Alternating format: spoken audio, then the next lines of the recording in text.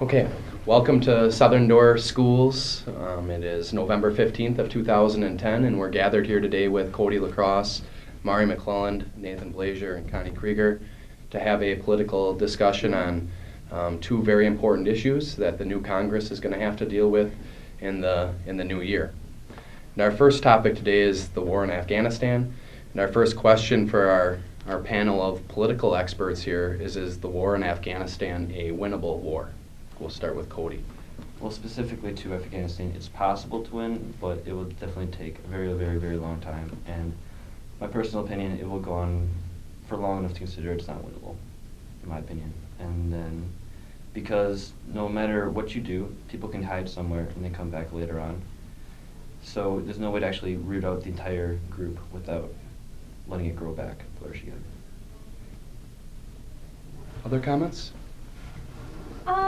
I would agree with you. The time scale, winnable depends on your definition of what's acceptable as far as resources. And I think as far as time, it would take, this is not going to be like 5 years or fewer. I think it would have to be like 10 years-ish we're looking at.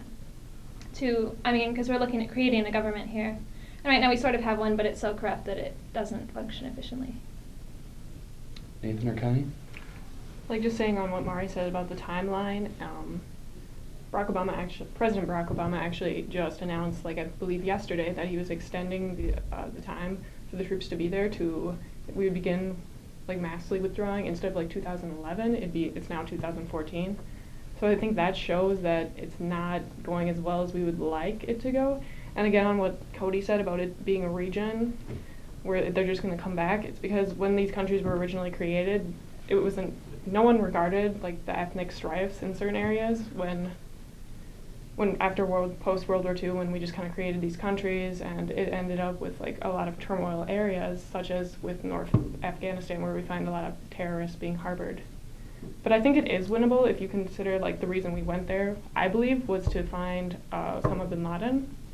I think we still should probably find him, because I don't see anyone pulling out a victory if we don't find him. I say that it is winnable.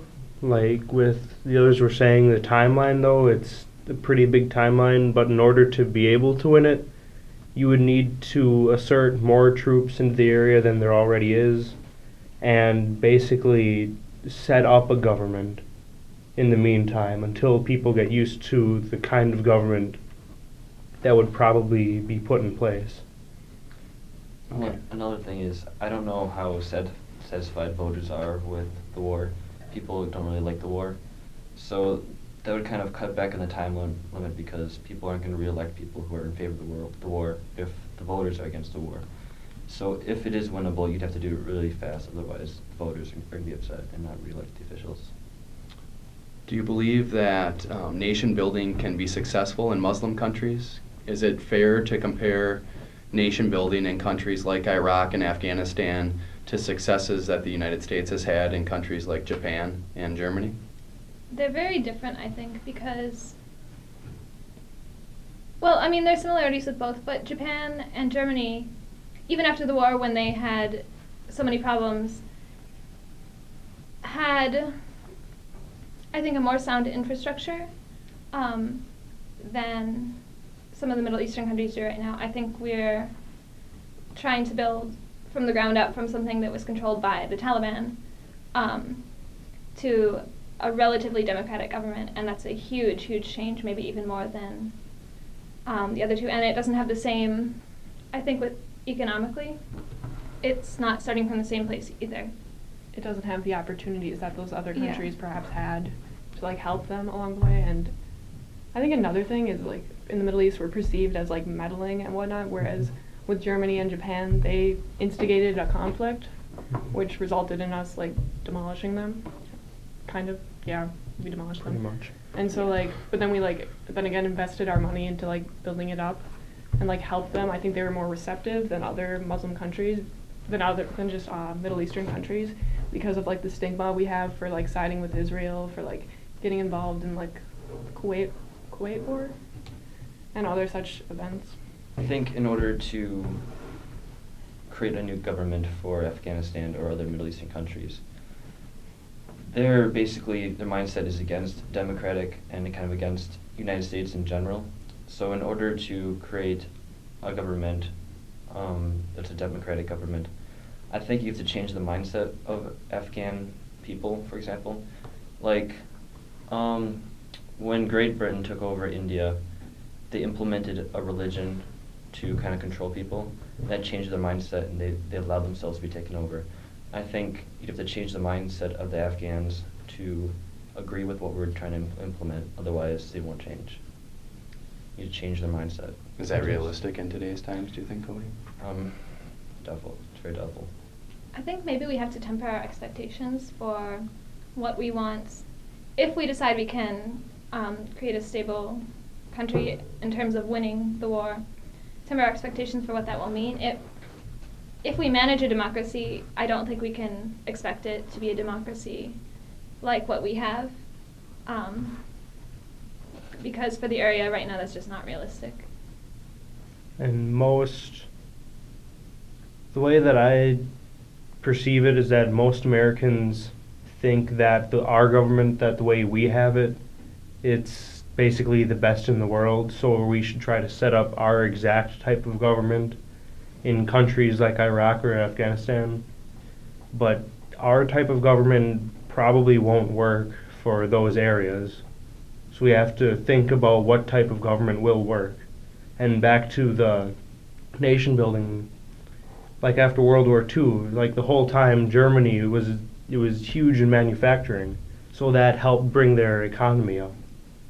Middle East, that most of the Middle East has oil, so hope maybe they could use that to help stimulate their economy and bring their country back up to what it was. I think that the Afghans have to find something to rally together and to like unify them.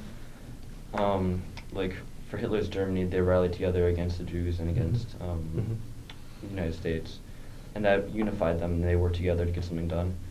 I think something needs to be implemented to like put them all on the same side and like unify. As previous, like the Taliban would unified Afghanistan against the idea of Western civilization. That kind of unified them. It might have unified them for the wrong reasons, but it did unify them. And I think they need to find something like that to keep them together and to have one common goal. Let's say that a democracy and a democracy that was some sort of true democracy was established in Iraq, which gave representation to the Shia, the Sunni, and the Kurdish minority in Iraq. Do you believe that if a democracy developed in Iraq, that would spread to other Middle Eastern countries? Why or why not? If democracy spreads to Iran, I think it will have to be, it could potentially benefit slightly from nearby democracies, but it's going to have to be a lot of momentum from inside the country, because like we can already see that there's a lot of interest in democracy, especially among the young people in Iran, but the theocracy is very, very strong, and I don't think having a nearby neighbor that is democratic will help that. If anything, I think if there are any problems at all, and there will be in Afghanistan, Iran might take that as an opportunity to demonize the West further, like point out the issues in the country that we might look at as having built up, but that they might approach as having harmed. I think Iran actually contributed about $700 million to Karzai just this like past week. I saw in like an article that I just like skimmed over it, so don't count this as credible because I'm maybe misconstruing the facts, but that's what I think I saw, and so that's just kind of like questionable. I think in order for democracy to spread in the Middle East, you'd have to have more than one country that's democratic and well established. Otherwise, all the other radical, against democratic nations would kind of like suffocate it, just cut it off, and then that nation would suffer. I think you'd have to have multiple ones spread it out in order to actually spread it. Otherwise, it's just confined to one area, and that can easily be cut off and choked. And then possibly with that, if you have multiple working democratic governments in the area, the people of the more radical governments will see that it works, and that possibly the people could benefit more from a democratic government, so they would, let's say, rise up and overthrow their current government. I think it's really easy for a group of radical nations to, wage war on the one democratic nation that we create. But I think if you have multiple ones, it's kind of hard to fight 5 wars at one time. So I think you need multiple nations rise up.